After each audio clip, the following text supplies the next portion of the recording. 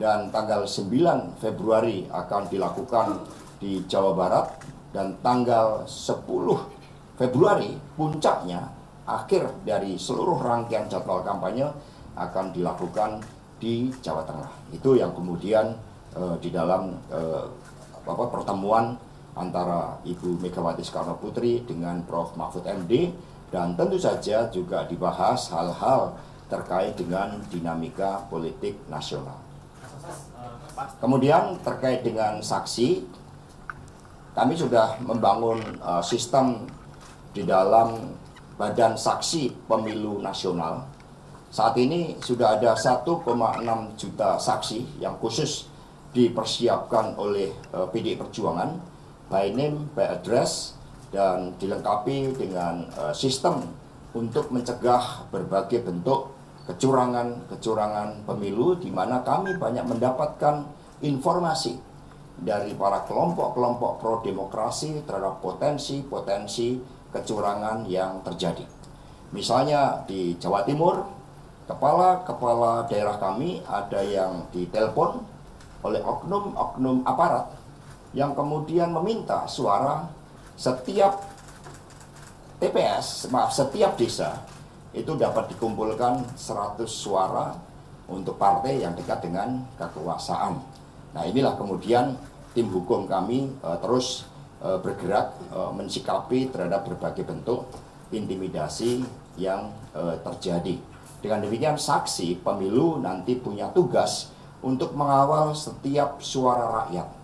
Dan gerakan-gerakan dari civil society kami sangat bersyukur karena mereka akan membangun kekuatan jejaring kawal pemilu sampai di tingkat TPS, sehingga berbagai upaya untuk membangun pemilu jurdil melalui pengawasan secara langsung oleh rakyat, oleh kelompok-kelompok pro-demokrasi, dan juga oleh partai politik akan dilakukan dengan sebaik-baiknya. Ya. Soal pertemuan Prabowo sama Pak Jokowi kemarin Yang di Magelang? Yang Pertemuan kemarin itu kan dalam rangka juga ada agenda negara terkait dengan peresmian di Akademi Militer Magelang, dan kemudian memunculkan banyak respon dari publik karena dianggap sebagai kelanjutan dari pernyataan dari Bapak Presiden Jokowi ketika menyatakan akan berpihak dan sebagai presiden itu boleh kampanye. Kemudian memunculkan suatu respon sentimen negatif yang begitu besar. Termasuk kemarin ketika makan, ya, karena yang mau dimakan mungkin jagung nggak tumbuh-tumbuh, maka dapatnya makan bakso. Ya. Sesuai saya izin kembali ke tadi soal Pak Mahfud juga, walaupun masih jadi hak Pak Mahfud atau tidak, tapi apakah dalam pertemuan dengan Ibu Mega, Ibu Mega turut menyarankan juga untuk kata baiknya mungkin karena infonya ini tinggal menunggu pertemuan dengan Pak Jokowi saja antara Pak Mahfud. Terkait dengan mundurnya Prof. Mahfud, sebenarnya sudah dirancang antara Pak Ganjar Pranowo dan Prof. Mahfud MD bersama dengan partai politik pengusungnya, PD Perjuangan, P3, Perindo, dan Hanura, di dalam rapat dengan TPN beberapa waktu yang lalu. Dan kemudian ini suatu momentum yang sangat baik, terlebih setelah ada sentimen negatif yang begitu besar sampai ada gerakan unfollow terhadap sosial media dari Presiden Jokowi. Itu yang kemudian kami cermati. Tetapi Prof. Mahfud sebagai pendekar hukum itu juga harus menempatkan skala prioritas pada kepentingan rakyat, bangsa, dan negara.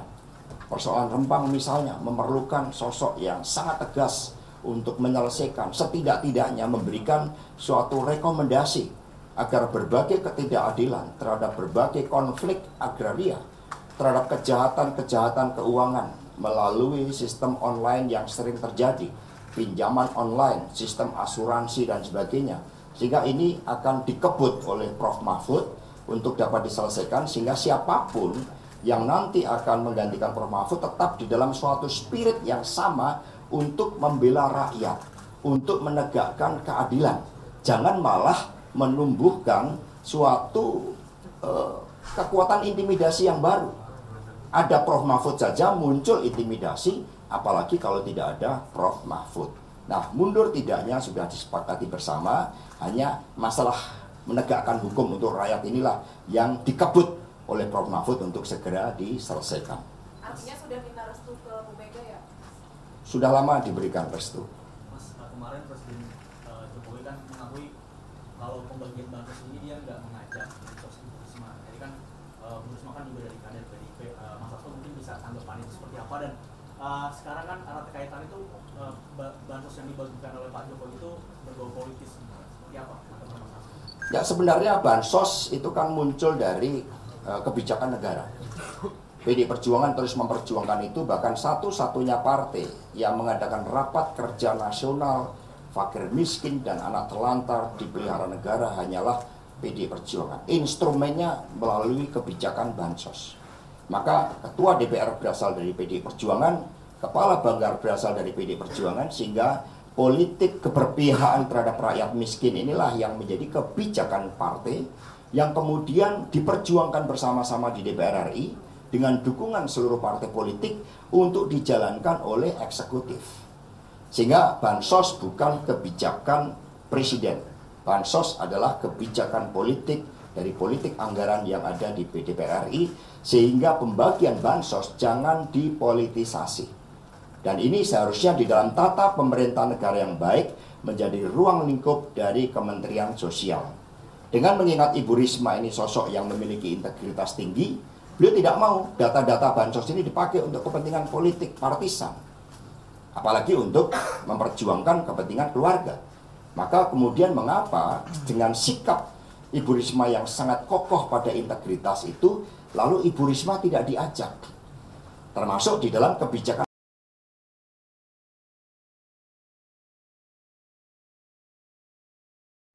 pasangan 02 Prabowo Gibran penyalahgunaan politik bansos yang sangat serius, justru ini meraih rakyat. Dan ini tidak sesuai dengan tata pemerintahan negara yang baik. Bahkan Bu Risma pun menceritakan sekarang ya suasana di dalam rapat kabinet, bahkan karena Mulyani juga sosok yang memiliki integritas mendapat di dalam debat.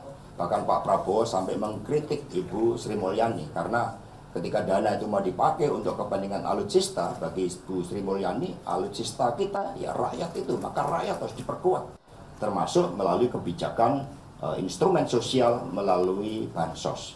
Nah, terkait dengan Bu Risma yang dipersoalkan adalah data untuk beras miskin, yang ternyata begitu tidak melalui Menteri Sosial, di dalam prakteknya itu banyak beras-beras Bulog ditempeli stiker pasangan Prabowo Gibran, dan ini betul-betul pelanggaran yang sangat serius sampai Bapak Wapres itu memerintahkan untuk dilakukan suatu kajian secara khusus terhadap pelanggaran itu.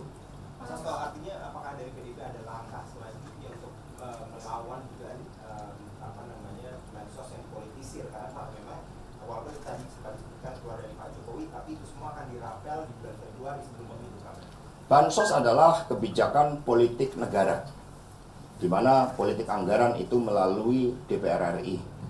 Nah, karena itulah yang menjadi persoalan adalah implementasi dari politik bansos. Tapi kebijakannya tidak salah, karena sejak awal kita berjuang untuk kepentingan wong cilik, untuk kepentingan rakyat banyak. Apalagi Pak Ganjar itu juga melekat dengan predikat sebagai presiden rakyat. Nah, di tingkat implementasinya inilah yang akan dievaluasi, tetapi rakyat juga memahami, kemudian muncul kelompok-kelompok civil society yang mengkritisi penggunaan secara sepihak dari bansos tersebut, yang seharusnya rakyat ini udah susah.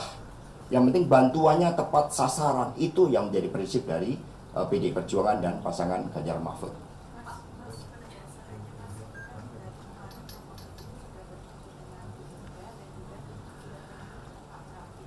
Prof. Mahfud sudah bertemu dengan sebelumnya dengan Pak Usman Sabta, kemudian kemarin dengan Ibu Mega, hari ini dengan Pak Haritanu, dan sebelumnya juga sudah bertemu dengan Pak Mardiono. Jadi ini merupakan pertemuan rutin yang dilakukan mencermati dinamika politik nasional.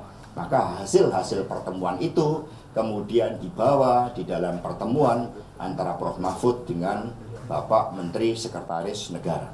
Jadi clear ya.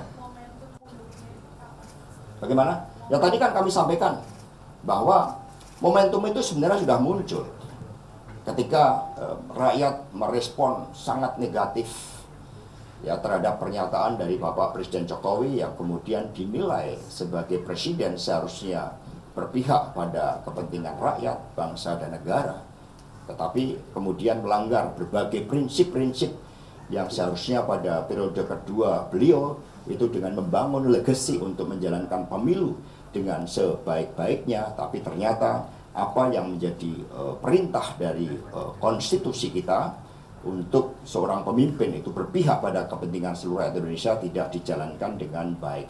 Tetapi pada saat bersamaan, Prof. Mahfud sebagai abdi negara juga punya tanggung jawab untuk memberikan rekomendasi setidaknya terhadap berbagai masalah yang berkaitan hajat hidup orang banyak, khususnya konflik agraria, kejahatan terkait dengan keuangan, korupsi, dan kemudian inilah yang kemudian dikebut dalam beberapa hari ke depan oleh Prof. Mahfud MD.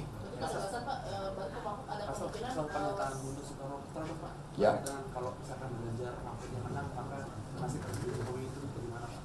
Ya, kalau Ganjar Mahfud menang karena itu memang gerakan rakyat itu memang sentimennya sangat positif terhadap Pak Ganjar dan Pak Mahfud. Di tengah berbagai bentuk intimidasi, penghadangan, justru rakyat berdatangan pada kampanye hajat rakyat, hajatan rakyat yang dilakukan oleh Ganjar Mahfud.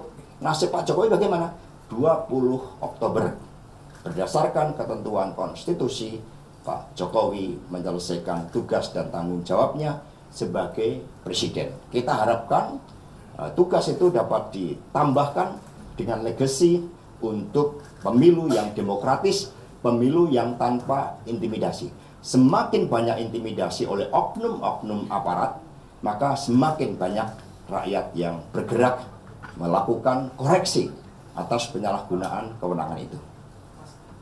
Ini kan kemarin terkait pemeriksaan salah satu jubir TPN, Mas Aiman Wicaksono, itu ada penyitaan HP oleh penyidik. Itu apakah dari Pak Sekjen sendiri atau dari pihak TPN melihat ini sebagai bentuk intimidasi mengingat dinamika politik saat ini? Ya, kapasitas kan sebagai saksi. Sebagai saksi itu tidak dilakukan, tidak boleh penyitaan terhadap handphone. Sehingga itu merupakan abuse of power. PD Perjuangan menyatakan solidaritasnya dan akan ikut mengerahkan lawyer, ya 1000 lawyer untuk membela Aiman atas perlakuan yang tidak adil. Karena fakta-fakta di lapangan memang terjadi berbagai bentuk intimidasi. Di Sulawesi Selatan kami menemukan cara intimidasi oleh oknum Polri yang kemudian mengatakan menekan kepada lurah masih mau tidur sama istri atau tidak. Artinya apa? Itu tekanan supaya mereka mendukung pasangan 02. Ya. Ini Pak Prabowo kemarin mengatakan ada upaya pengerusakan surat-suara pada hari pencoblosan. Salah satu daerahnya itu Jawa Tengah. Lah kalau suara rakyat dirusak itu kualat. Itu karma palanya ada. Jadi siapapun yang merusak rakyat, yang mematikan nasib rakyat, yang menculik mahasiswa itu akan kena karma. Ya. Mas, hari ini Mas Butet dilaporkan oleh Projo DIY karena dugaan penghinaan terhadap Presiden Jokowi dilakukan dari PDIP sendiri. Jadi harus dilihat Mas Butet ini sebagai budayawan yang memberikan kritik, meskipun kami tahu ya Mas Butet ini kan sangat dekat dengan Pak Jokowi sebelumnya. Beliau sampai begitu kecewa sampai gambar Pak Jokowi diturunkan dan kemudian diganti dengan gambar Wiji Tukul. Itu cara seorang budayawan mengekspresikan terhadap apa yang terjadi. Karena beliau dekat ya secara emosional, beliau berharap Pak Jokowi ini mampu menjalankan legasi dengan sebaik-baiknya, tetapi pada akhir kepemimpinan beliau ternyata terjadi rekayasa hukum di Mahkamah Konstitusi, kemudian terjadi berbagai bentuk intimidasi, bahkan di dalam putaran-putaran akhir pemilu yang seharusnya seorang pemimpin itu melindungi segenap bangsa dan seluruh tumpah darah Indonesia, Pak Jokowi lebih asik berada di Jawa Tengah. Padahal Indonesia bukan hanya Jawa Tengah, Indonesia dari Sabang sampai Merauke, dari Miangas sampai Rote, sehingga ini kritik yang diberikan oleh seorang budayawan seniman dengan caranya. Nah, untuk itu, ketika ada proses-proses terkait dengan hukum, sementara kebebasan berekspresi itu diberikan, maka kami juga akan menyampaikan solidaritasnya. Rakyat akan ikut membela, menyampaikan solidaritas. Karena ketika seorang budayawan mengkritik, itu sudah dengan rasa, itu sudah dengan alam pikir dan hati nurani yang jernih. Ini yang sebenarnya terjadi, yang seharusnya tidak perlu ketika Pak Jokowi betul-betul menjalankan tugasnya sebagai pemimpin tanpa berpihak pada pasangan calon tertentu. Pak Hasto, di masa kampanye ini, kampanye dari Pak Ganjar Pranowo terkesan dibuntuti oleh Pak Jokowi yang kemudian datang gitu ya di titik-titik kampanye Pak Ganjar. Gimana tanggapan ini? Ya, yang paling penting adalah Pak Ganjar, Pak Mahfud mendapat dukungan rakyat sehingga kampanyenya selalu penuh. Sebaliknya kampanye Pak Prabowo Gibran kita lihat di sosial media banyak yang kosong meskipun sudah mencoba dilakukan mobilisasi. Berbagai upaya memang dilakukan untuk mengepung basis PDI Perjuangan, basis Pak Ganjar di Jawa Tengah, di Jawa Timur. Tetapi rakyatlah yang menjadi penopang kekuatan utama dari Pak Ganjar, Prof. Mahfud. Mas, lagi ramai juga di sosial media nih, tadi Bang Masinton di teksnya itu memberikan tagar amin aja dulu sama tagar Ganjar Mahfud 2024. Nah ini apakah dari TPN dan PDIP sendiri melihatnya pertanda kolaborasi kan putaran kedua atau seperti apa nih? Mulai tanda-tanda muncul. Jadi kami fokus pada gerakan turun ke bawah, memperkuat akar rumput. Gerakan rakyat inilah yang akan memenangkan Ganjar Mahfud. Gerakan rakyat inilah yang akan melawan skenario satu putaran yang dipaksakan untuk pasangan nomor 2. Nah, maka apa yang muncul dengan gerakan 4 jari, salam 4 jari, 1 dan 4 tanpa nomor 2, itu sebenarnya adalah suatu aksi reaksi terhadap berbagai bentuk pemaksaan kepada pemilu yang seharusnya jurdil. Ini nyambungnya banyak banget ini.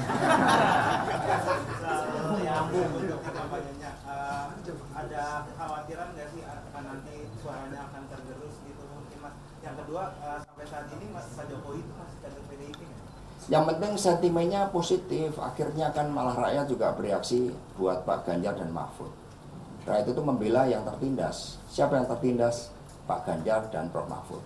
Sentimen Pak Ganjar 7 hari terakhir ini mencapai di atas 70%, kemudian Prof. Mahfud mencapai 68%, sementara yang mencoba untuk menggunakan kekuasaan justru malah negatif. Jadi kekuatan rakyatlah yang akan berbicara.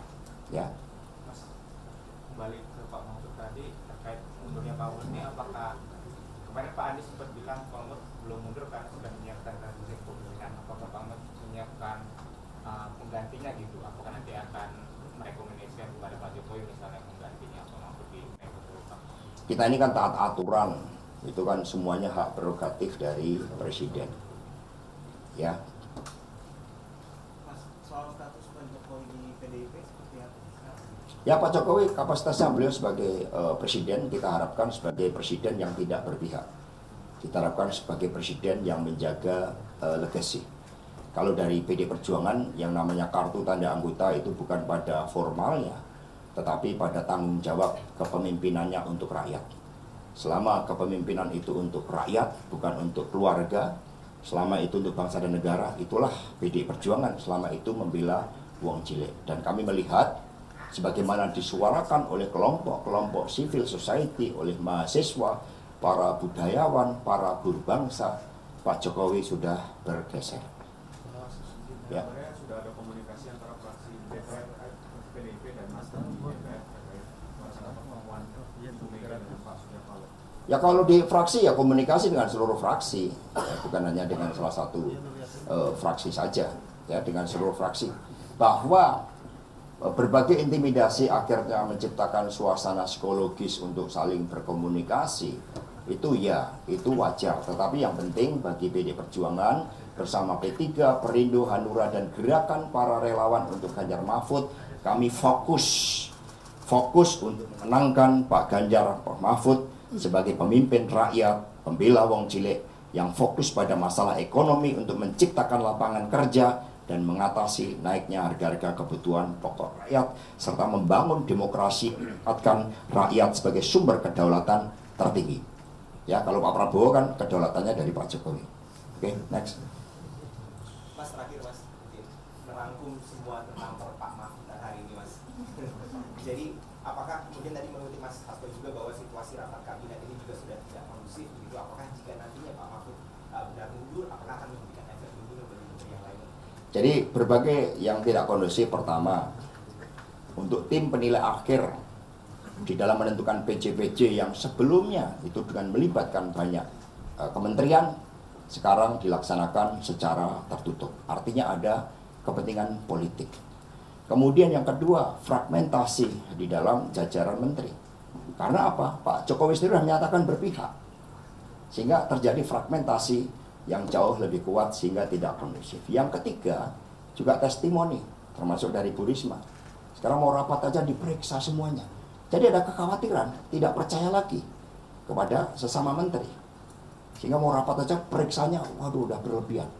Kira-kira seperti itu. Artinya inilah yang sebenarnya suasana terjadi. Kami berharap Pak Jokowi benar-benar fokus sebagai Presiden Negara Republik Indonesia yang melindungi segenap bangsa dan seluruh tumpah darah Indonesia. Itu amanat konstitusi yang sejati-jatinya bagi seorang pemimpin yang eling lan waspada. Ya, cukup ya? Nah, ini udah rangkuman.